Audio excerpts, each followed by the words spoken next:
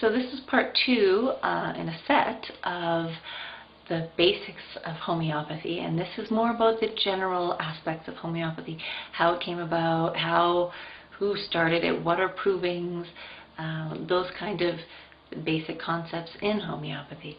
So this is just an overview, a little bit about the history, a little bit about the premise of the whole medicine. Homeopathy is its own complete and distinct form of medicine.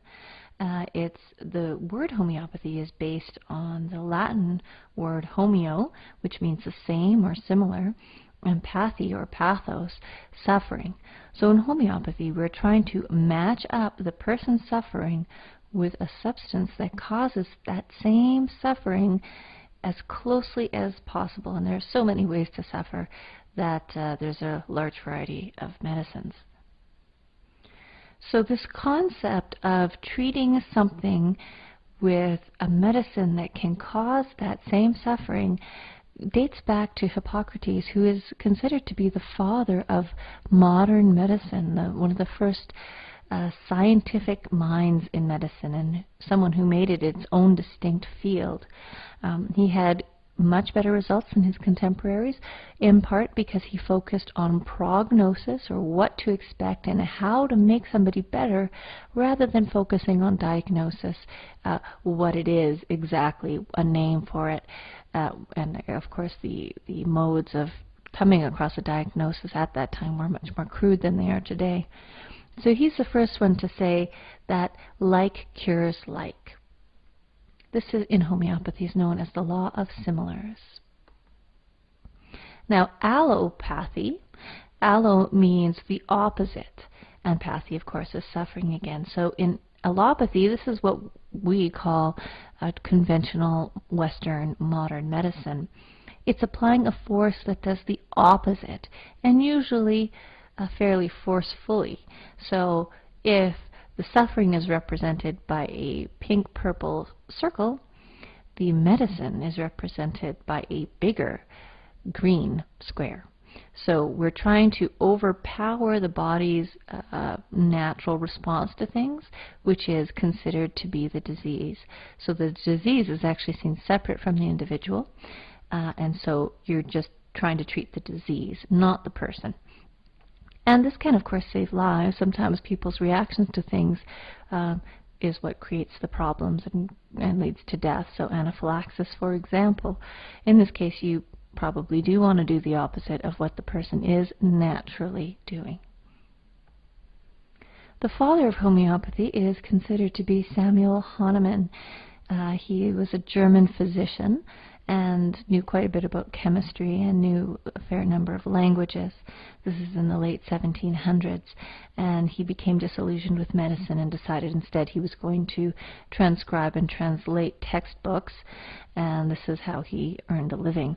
And he came across some references in a textbook that cinchona could be used to treat malaria for the reasons of it being quite pungent, and he came across some cinchona bark and decided to try it. He didn't actually think it was because it was pungent, because there's lots of pungent herbs that don't treat malaria. So when taking this bark, he discovered that he developed the symptoms of malaria.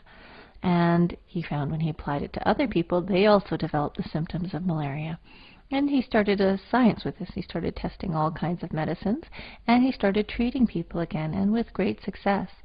If you think that Samuel Hahnemann was very poorly looked down upon, this is not true. He actually was reaccepted back into the ranks of being a physician and teaching, and he taught large numbers of people.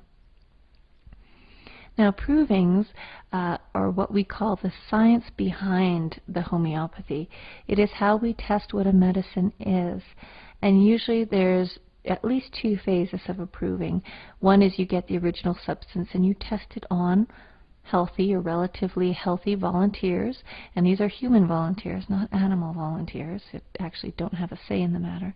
We actually look for this to do ourselves because we want to advance the science and the medicine. And ideally it's based on numerous trials. Very often it's a double-blind, placebo-controlled study, so some people are getting the proving and some are not. And the people that are participating, they don't know what they are taking. I guess you could do a study where you know what you're taking. It does probably skew the results, since a lot of the symptoms are going to be mental and emotional.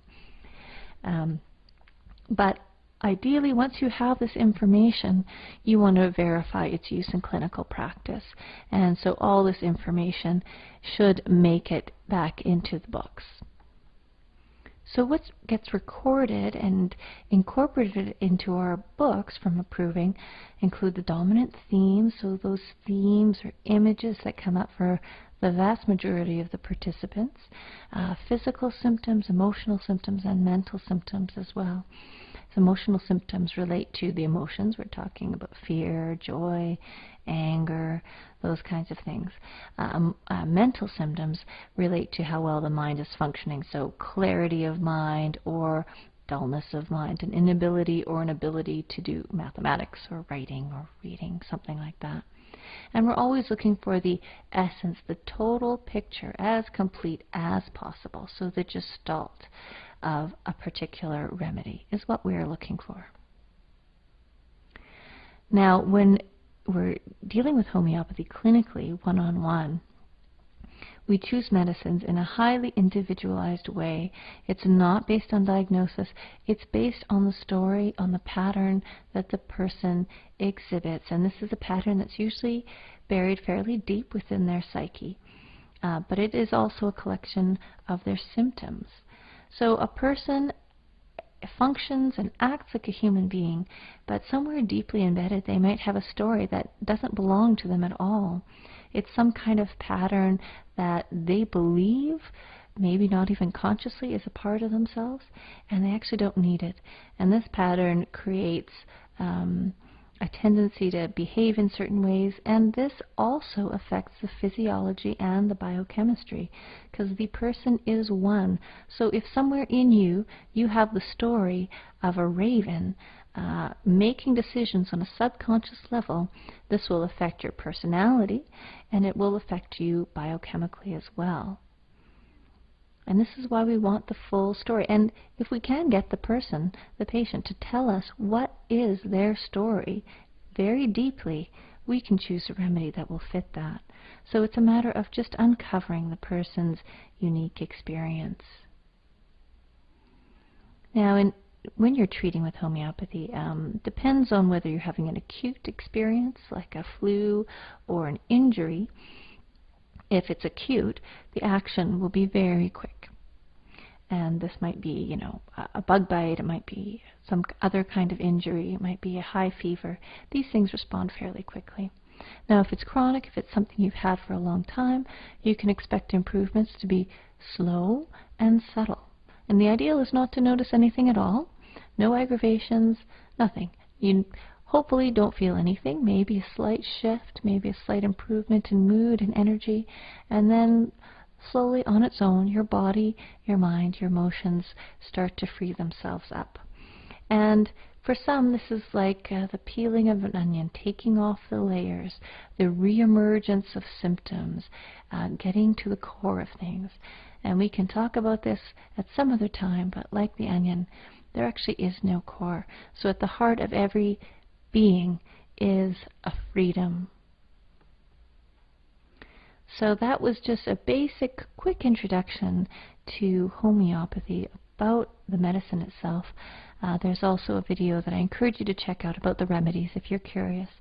So what the remedies are, how they're made, and how you would take them. Thanks for tuning in, and tune in next time.